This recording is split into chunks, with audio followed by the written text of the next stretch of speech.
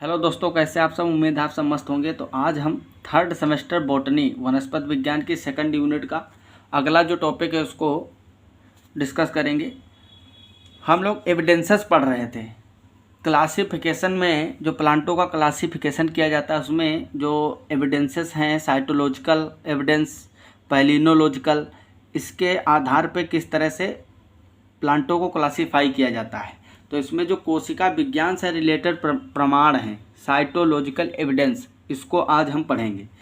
Cytology जैसे कि आपको पता है कोशिका विज्ञान, इसमें क्या हम करते हैं, जो कोशिका होती है सेल, उसकी आकृति और उसकी शारीरिकी का अध्ययन करते हैं।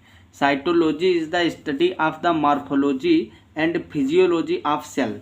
मतलब कोशिका विज्ञान में हम कोशिका के बाह्य आकृति, जैसे कि कोशिका की बनावट क्या है, ग्लोबोस शेप है, राउंड शेप है, ओवल, या फिर जैसे कि अंडाकार होती हैं कोशिकाएं, बहुभुजाकार होती हैं, कई टाइप की कोशिकाएं होती हैं। नर्व सेल जो होती है वो लंबी लंबी होती है, लंबाकार, अलग अलग आकृति की होती है सेल्स। तो सेल का अध्ययन किया जाता है प्रत्येक प्लांट में। फिर प्लांटों में देखते हैं कि जिसमें सेम टाइप की सेल्स होती हैं उनको एक ग्रुप में करते हैं। तो क्लासिफिकेशन का ये भी एक आधार है। कार्य का अध्ययन करते हैं कि किस तरह से उसका फंक्शन है, कार्य का, सेल का फंक्शन कैसा है। Cytotaxonomy refers to the use of chromosome number. मतलब साइटोटेक्सोनोमी, जब हम टेक्सोनोमी में साइटोलॉजी का अध्ययन करते हैं, फिर उसके आधार पर टेक्सोनोमिक कैटेगरी बनाते हैं, तब देखते हैं उसमें chromosome number and morphology as data for classification. कुछ बेसिक इवोल्यूशनरी साइटोलॉजिकल लक्षण होते हैं जिनके आधार पे हम क्लासीफाई करते हैं। तो साइटोलॉजी में मेनली हम क्या देखते हैं, क्रोमोसोम नंबर देखते हैं कि क्रोमोसोम की संख्या कितनी है। ठीक, एक जैसे क्रोमोसोम नंबर वालों को एक क्लास में रखा जाएगा। क्रोमोसोम स्ट्रक्चर देखते हैं कि क्रोमोसोम का स्ट्रक्चर, बड़े शेप और साइज उसका चेक किया जाता है। क्रोमोसोम टाइप, ठीक, क्रोमोसोम का टाइप चेक करेंगे। क्रोमोसोम मियोटिक बिहेवियर, मतलब जब सेल डिवाइड करती है तो क्रोमोसोम के कैसा व्यवहार रहता है, किस तरह से वो खुद को अलग अलग सेल्स में लेके जाते हैं। उसकी प्लॉइडी चेक की जाती है। प्लॉइडी मतलब हिंदी में बोलते हैं गुणिता, द्विगुणित है, त्रिगुणित है या अगुणित है, हैप्लॉइड, डिप्लॉइड, ट्रिप्लॉइड या पॉलीप्लॉइड। ठीक, इसकी प्लॉइडी टाइप। इसके अलावा क्रोमोसोम एवेरेशन, ठीक, जो हम फर्स्ट सेमेस्टर में पढ़ चुके हैं। तो ये कुछ बेसिक लक्षण है जिसको हम साइटोलॉजी में अध्ययन करके फिर क्लासों में अलग अलग प्लांटों को कैटेगराइज करते हैं।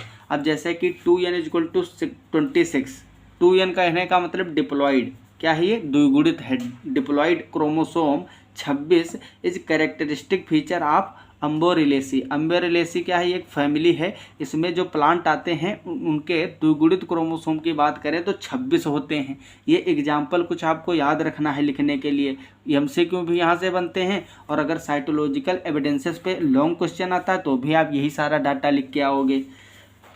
इसके अलावा अगर हम ट्राइमिनिएसी फैमिली की बात करें तो इसमें क्या होता है, द्विगुणित नंबर 16 होता है क्रोमोसोम का, देख रहे हो। तो इस तरह से क्रोमोसोम नंबर के आधार पे भी हम अलग अलग फैमिली बनाए हैं। अब ट्राइमिनिएसी में मान लो कोई नया प्लांट आप रिसर्च किए हो, उसकी साइटोलॉजिकल अध्ययन जब करोगे आप कोशिका का, जब क्रोमोसोम नंबर देखोगे अगर 16 होगा तो ट्राइमिनिएसी में रख दोगे, 26 होगा तो अम्बोरेलेसी में रख दोगे। इसी तरह से अगुणित n = 8 इन डेल्फिनियम अजाकिस, n = 16 in Delphinium corallinum. The haploid मतलब अगुणित n के अगुणित के लिए हम n लिखते हैं ना, द्विगुणित के लिए 2n लिखते हैं।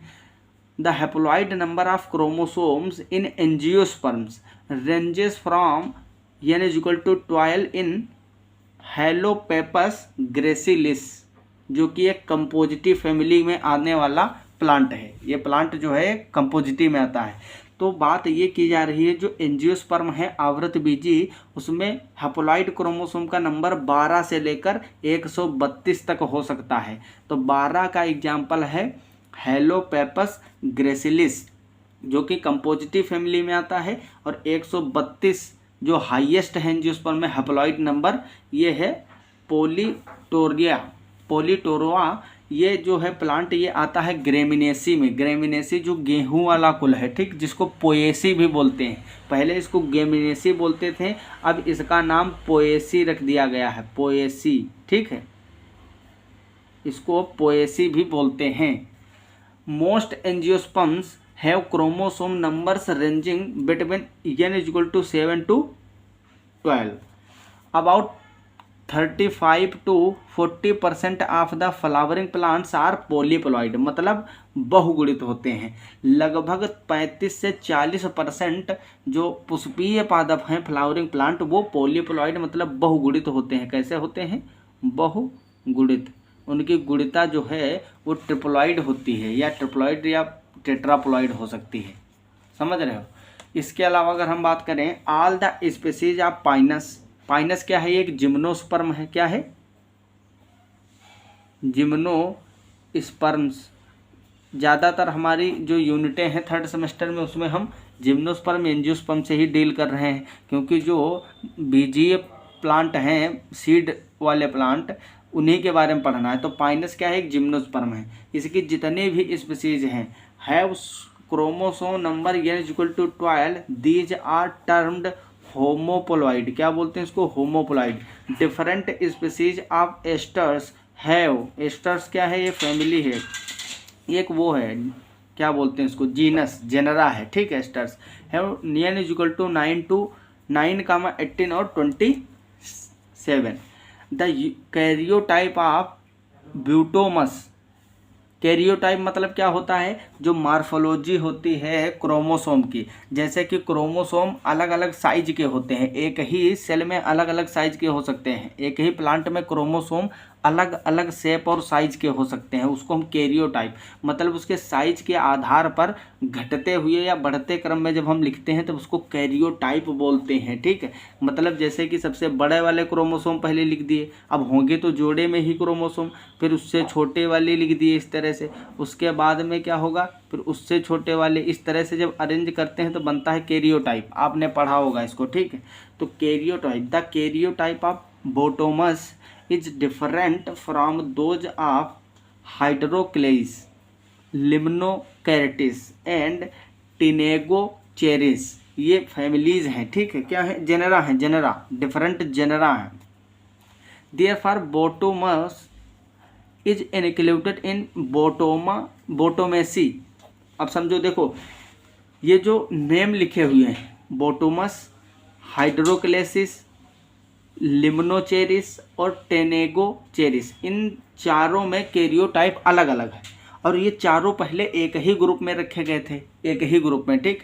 तो जब साइटोलॉजिकल अध्ययन किया गया है इनकी स्पीसीज का, तब पता चला कि इनके कैरियोटाइप अलग अलग है, तो इनको अलग अलग रख दिया गया। बोटोमस को बोटोमेसी में रख दिया गया, बाकी ये जो बचे हुए हैं and the other genera are retained in Alismataceae, ठीक है। तो इस तरह से कैटेगराइज किया जाता है। पहले साइटोलॉजिकल अध्ययन के आधार पर क्लासिफिकेशन नहीं होता था, ये सारी मॉडर्न टेक्नोलॉजी है, मॉडर्न टेक्सोनोमी का पार्ट है। तो साइटोलॉजिकल अध्ययन जब चालू हुआ तब बहुत सारे ऐसे प्लांट थे जो आपस में एक साथ रखे गए थे, लेकिन उनके साइटोलॉजिकल अध्ययन के बाद में देखा गया क्रोमोसोम नंबर और उनका कैरियोटाइप ये सब अलग अलग है, तो उनको अलग अलग जेनरा या फैमिली बना बना के रख दिया गया, ठीक है। क्रोमोसोम्स मतलब गुणसूत्र study have provided sufficient evidence that Balsaminaceae should not be excluded from the order Geraniales, ठीक है। तो इस तरह से हम साइटोलॉजी के आधार पर इसको अलग अलग प्लांटों को अलग अलग क्लास में रखते हैं। तो आई होप आपको साइटोलॉजी के जो एविडेंस है किस तरह से किस किस लक्षणों के पे हम देखकर उसको अलग अलग करते हैं, जैसे कि ये जो लक्षण लिखे हुए हैं यहाँ से क्वेश्चन आ सकता है कि साइटोलॉजी में हम किस किस चीज़ को रखते हैं। जैसे कि क्वेश्चन पूछ लेगा कि जब हम किसी प्लांट को साइटोलॉजिकल अध्ययन के थ्रू क्लासीफाई कर रहे हैं तो उसमें किन किन लक्षणों को देखेंगे। 3 इसमें से उठा के रख देगा, एक इसमें से रख देगा, 3 और कहीं से रख देगा, इस तरह से क्वेश्चन पूछेगा आपको। तो ये लक्षण आपको याद रहने चाहिए, ये जो एग्जाम्पल है सारी चीज़ें याद होनी चाहिए क्योंकि ये 1.5 पेज का है। अगर शॉर्ट नोट इस पे आएगा कमेंट लिखने को तो आप 1.5 पेज लिख दोगे, आपको नंबर मिल जाएगा। MCQ आएगा तो इन्हीं में से कहीं से घूम के आएगा। तो अगले लेक्चर में हम पैलिनोलॉजिकल एविडेंसेस जो होते हैं पोलन ग्रेन से संबंधित, पराग कण के आधार पर किस तरह से हम प्लांटों को क्लासीफाई करते हैं, उसका लेक्चर अब आपको शाम को मिलेगा, आज ही। ठीक है, तो आप लोग सही से पढ़ाई करते रहें। मिलते हैं अगली क्लास में अगले टॉपिक के साथ, पैलिनोलॉजिकल एविडेंसेस के साथ। तब तक के लिए okay bye, all the very best, thanks for watching. जय हिंद, जय भारत।